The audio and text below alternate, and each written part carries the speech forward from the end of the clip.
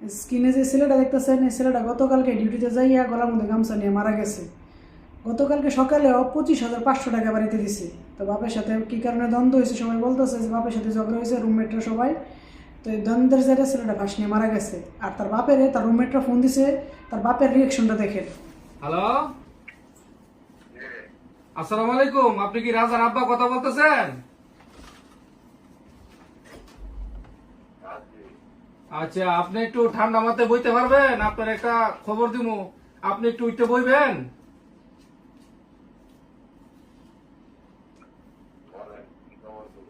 আপনি সুস্থ আছেন? খবরটা দিলে সহ্য করতে পারবেন?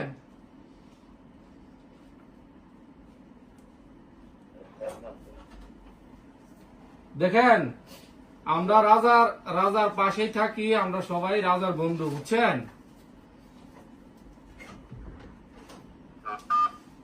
আপনি আমার কথাটা ঠান্ডা মাথায় শুনতে পারবেন?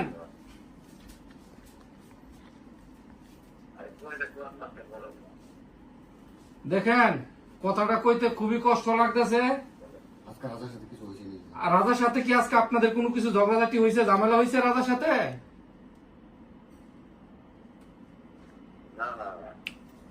না না, মিছা কথা কইেন না। কিছু একটা তো হয়েছে, মনে কিছু একটা হয়েছে। কালকা, আজকা না, কালকা কালকা গতকালকা কিছু হয়েছে।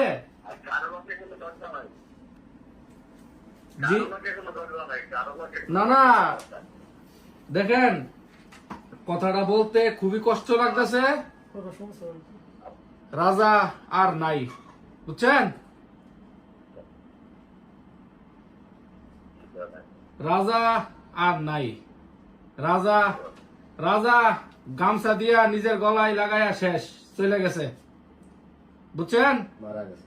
রাজা মারা গেছে, নিজের জীবন নিজে দালাইছে, বুঝছেন নি?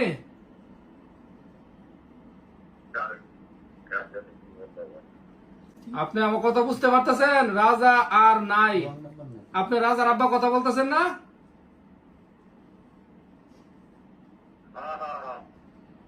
আচ্ছা, এখন আর রাজা, এখন জি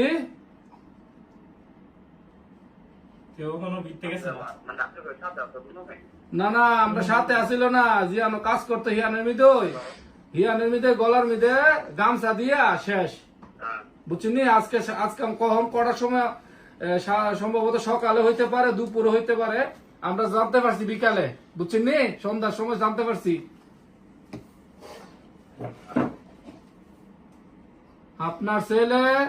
আপনার ছেলে বিদেশের মিদে মারা গেছে, এখন বুঝতে